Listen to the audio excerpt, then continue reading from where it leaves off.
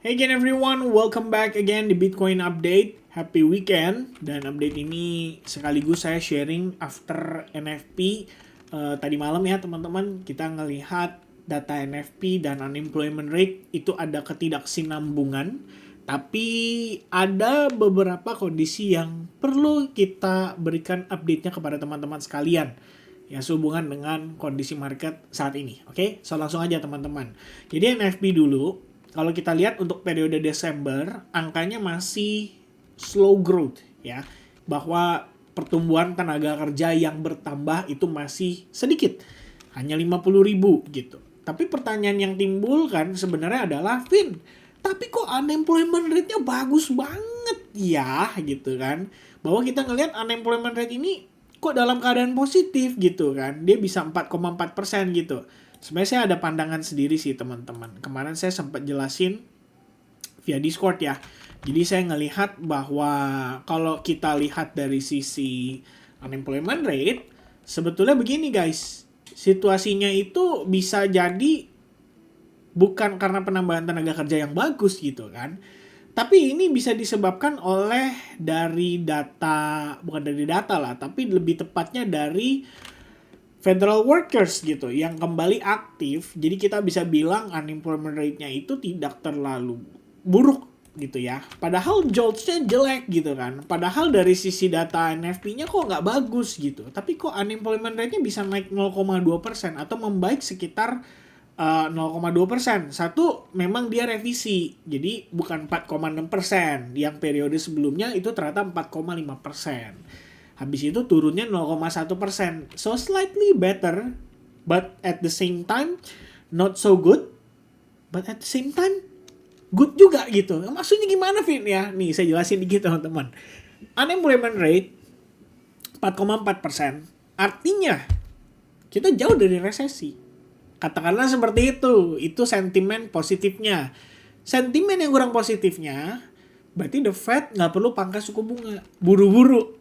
Ya, per data ini keluar, kita bisa lihat di CME, probabilitas untuk pemangkasan suku bunga pada tanggal 8, pada tanggal nanti 20-an something yang akhir bulan, itu langsung drastis guys. Kemarin itu 0% gitu. Jadi benar-benar kayak shoot ya. Bukan mendadak lagi, tapi memang kita ngelihat langsung hampir mendekati 0% gitu. Jadi market udah pricing in bahwa the Fed gak akan rate cut gitu. So it's a good news, but at the same time not a really good news ya. Good newsnya adalah ya paling tidak kita nggak ngelihat market crash lebay gara-gara masuk ke kondisi resesi gitu. Ya ketakutan atas data pengangguran yang melonjak sangat tajam itu sudah diredam gitu. Ternyata mungkin karena faktor federal workers itu tadi saya bilang yang kembali aktif setelah US government shutdown juga kembali aktif gitu. Non-farm payroll-nya gimana? Tetap kalau kita lihat dari penambahan tenaga kerja swasta terutama itu nggak bagus gitu. Ya Anda bisa cek sendiri. Previously itu 64.000 masih direvisi turun, bukan naik loh. Turun ke 56.000. Forecast-nya gimana? Tadinya perkiraan lebih tinggi kan, ternyata aktualnya lebih rendah, bahkan lebih rendah dari sebelumnya. So ini nggak gitu bagus sebetulnya sih. Tetap kalau dari masalah penambahan tenaga kerja, ini kan merupakan representasi kebutuhan tenaga kerja. Kita bicaranya itu dari pihak company-company atau para pengusaha gitu kan, pebisnis gitu. Dan ternyata kita bisa lihat penambahan tenaga kerja yang sangat sedikit ini sebetulnya kan harusnya tetap berdampak buruk gitu.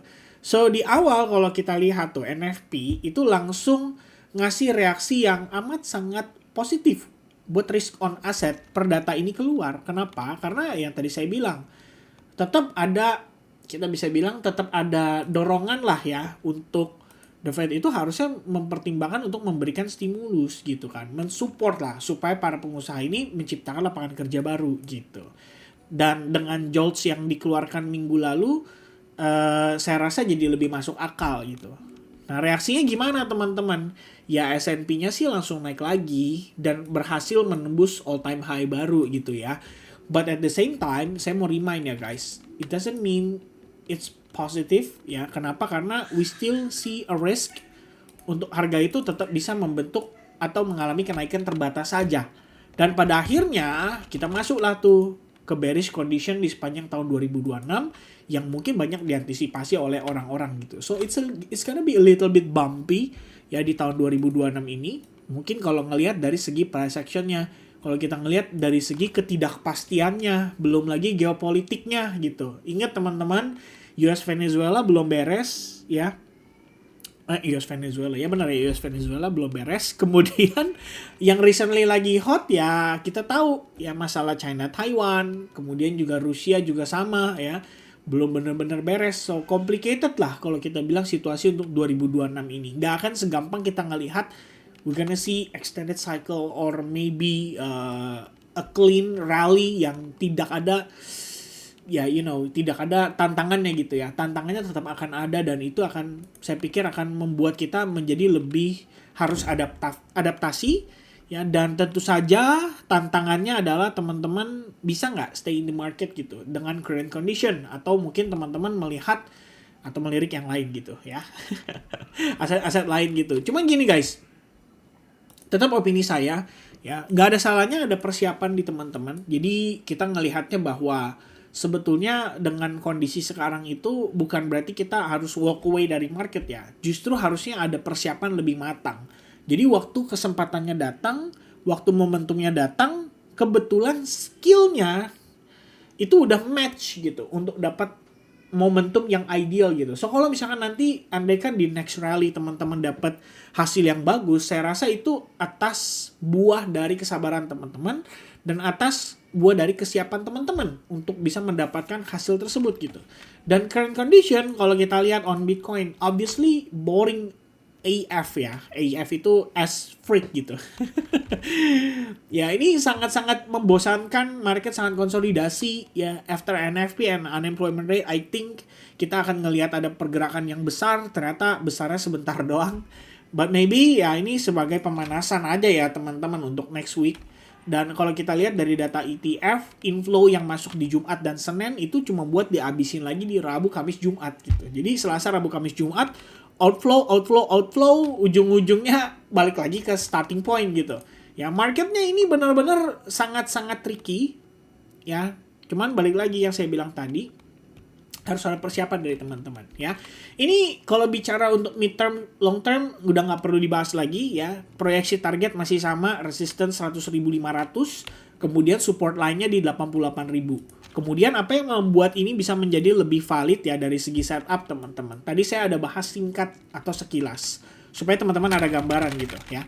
Kalau kita lihat dari perspektif yang digambarkan pada time frame yang lebih kecil, terutama hourly ya. Sebenarnya saya tadi ngecek teman-teman, kita baru aja habis live streaming sih sama teman-teman di SAG juga, bahwa di sini kondisi kita itu kita lihat ya, sebetulnya awalnya udah bagus gitu kan.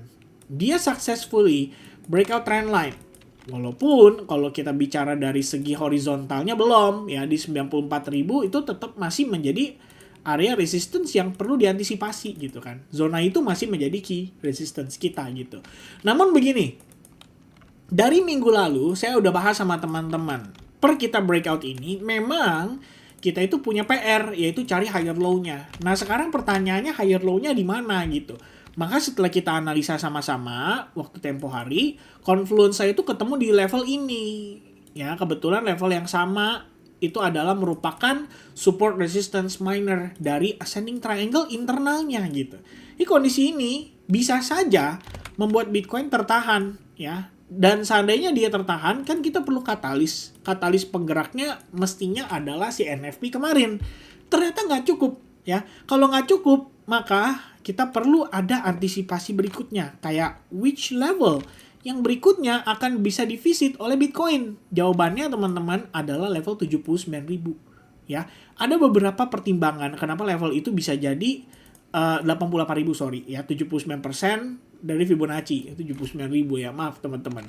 Ada beberapa pertimbangan kenapa level itu bisa saja divisit. Salah satunya dari sisi liquidation.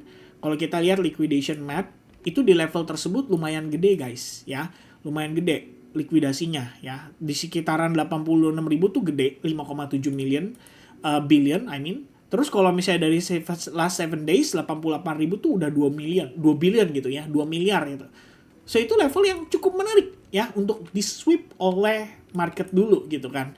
Itu pertama. Yang kedua teman-teman, mungkin masalah trendline kurang begitu valid ya. Dan alasannya atau pertimbangannya itu adalah kalau kita lihat dari dia punya karakteristik di internalnya.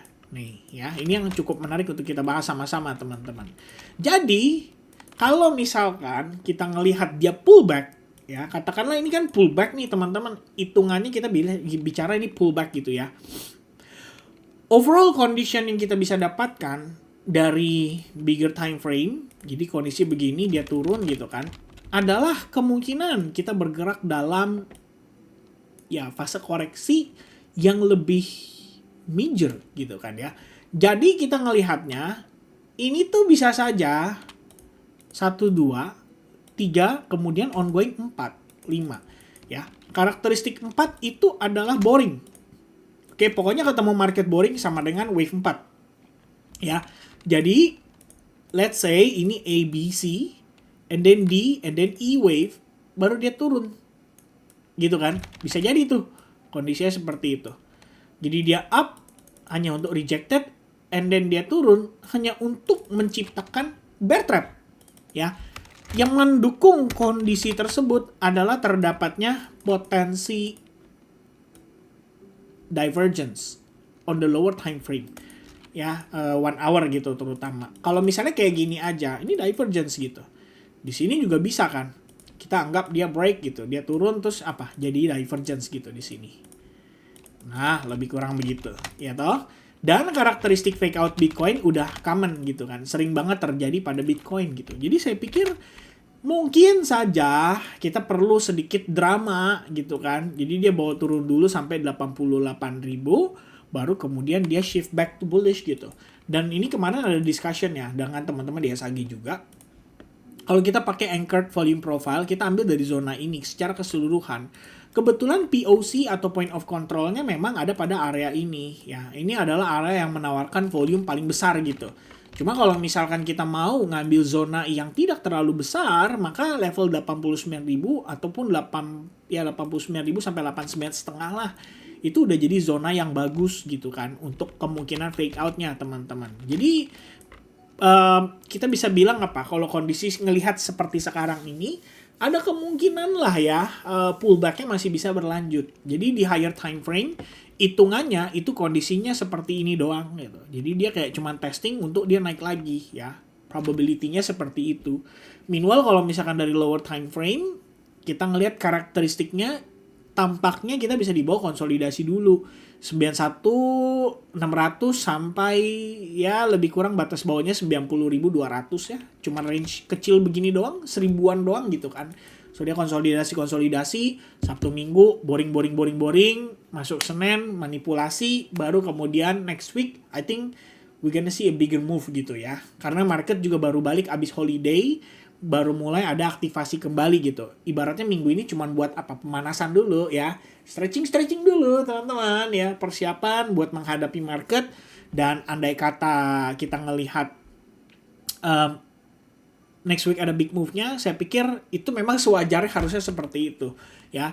Bulan Januari pokoknya gini guys ya.